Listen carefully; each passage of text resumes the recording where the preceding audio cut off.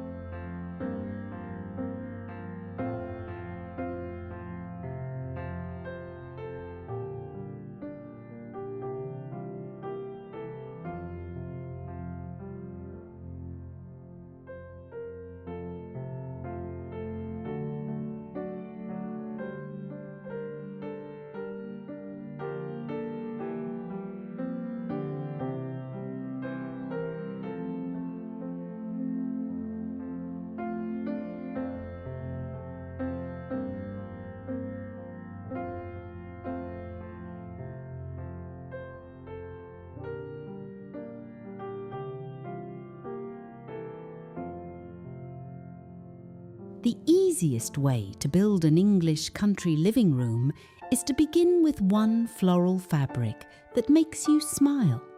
It might be a rose-covered armchair, a pair of botanical curtains, or a few generously sized cushions on a cream-coloured sofa. This first floral becomes the room's decorating guide. Look closely at its colours. Perhaps the fabric has faded red roses, small blue blossoms, sage green leaves, and a soft ivory background. Instead of introducing many unrelated colours, repeat those same shades around the room. You might place a blue ceramic lamp on an oak side table, add a sage green throw across the sofa, and bring in a little cranberry red through a plaid footstool. Repeating colours helps a pattern-rich room feel connected rather than busy.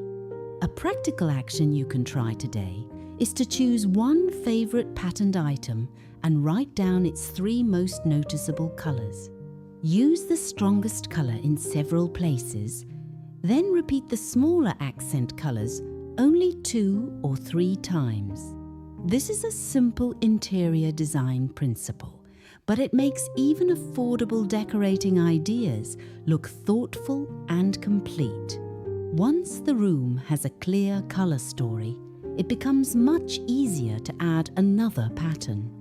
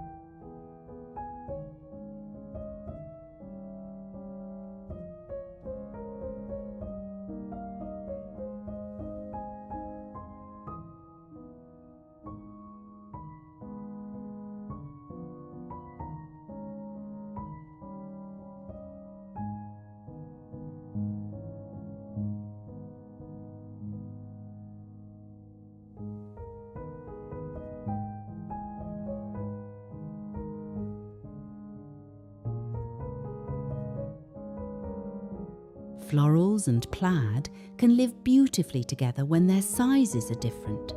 If your main floral pattern has large cabbage roses, choose a plaid with medium-sized squares.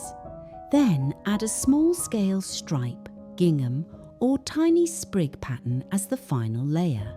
The difference in scale gives the eye a place to rest. 3 bold patterns of the same size may compete with one another, but a large floral, medium plaid, and narrow stripe create a gentle rhythm.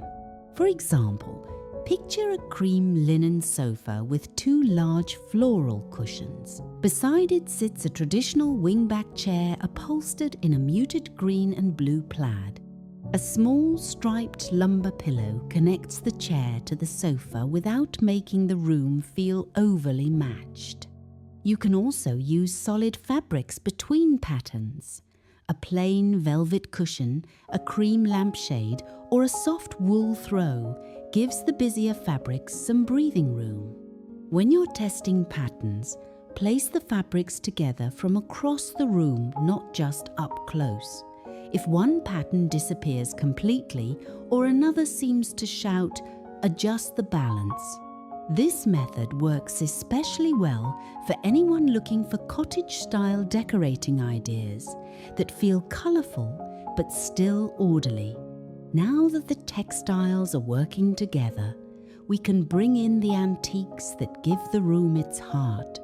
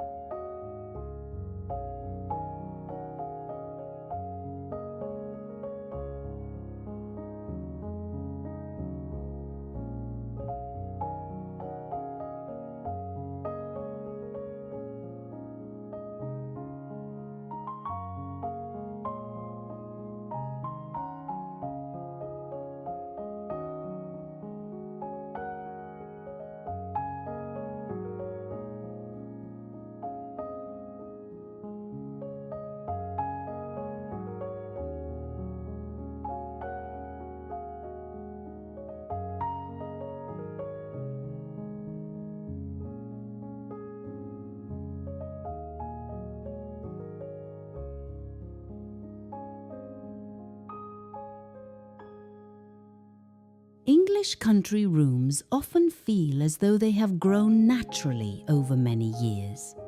The secret is not owning dozens of antiques. It is choosing a few pieces with character and placing them where they can be appreciated. A polished mahogany side table, an old pine chest, a carved wooden mirror, or a well-kept china cabinet can become an anchor for the room. Try not to cover every antique surface. On a small side table, a traditional lamp, one framed family photograph, and a little dish may be enough.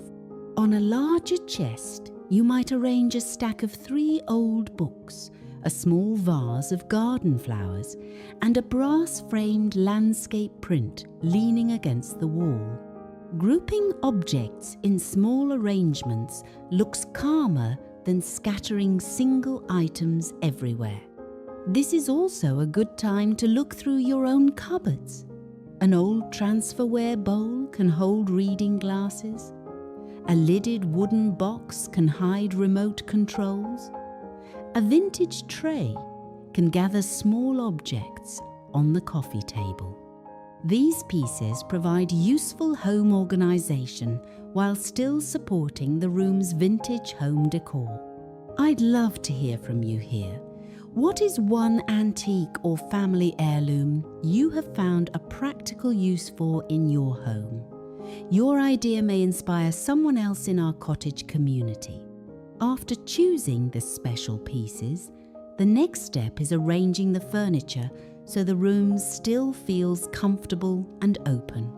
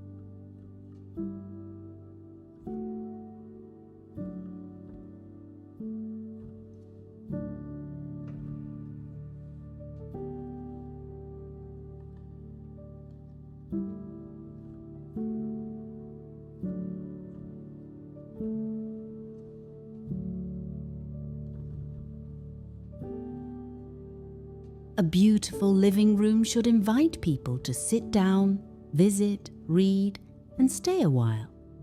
Begin with the largest upholstered piece, usually the sofa. Instead of automatically pushing every chair against the wall, bring one or two chairs slightly inward to create a comfortable conversation area. A floral armchair can sit at one end of the sofa, while a plaid wingback chair balances the other side. They do not need to match. They only need to share one or two colours. Place a small table near each seat so there is room for a cup of tea, a book, or a lamp. This simple adjustment makes the room more practical, especially for everyday living. If the furniture feels heavy, use a lighter-looking coffee table, such as an oval wood table with graceful legs. An open-legged table allows more of the rug to remain visible and keeps the centre of the room from appearing crowded. You can also leave a clear walking path between the doorway, sofa, and main seating area. Good furniture placement is one of the most effective home improvement changes because it costs nothing but can make the entire room feel refreshed. Once the layout feels comfortable, the final details can bring the colours, patterns, and old treasures together.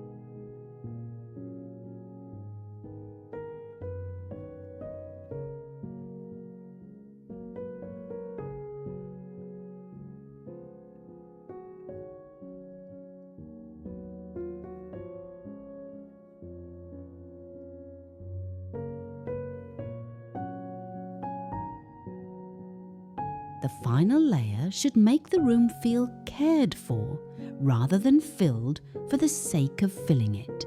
Use several gentle sources of light instead of relying only on one ceiling fixture. A blue and white ceramic table lamp, a traditional brass floor lamp, and a small shaded lamp near a reading chair can create a welcoming glow throughout the room. Choose lampshades in cream, soft gold, or a tiny printed fabric that quietly repeats the room's main colours. Fresh flowers also help patterns feel natural. Instead of always using a large formal arrangement, try a small bunch of garden roses, snapdragons, sweet peas, or leafy branches in a well-preserved stoneware jug. For wall art, mix one larger landscape with 2 or 3 smaller framed pieces. Keep the frames related through colour or material, perhaps warm wood, antique gold and dark green. Finally, step back and look at the room as a whole. Remove anything that blocks a favourite antique, crowds a tabletop, or interrupts the colour story. You do not have to remove personality. You are simply giving the best pieces more importance. A collected, not cluttered room feels full of memories because every item has a reason to be there.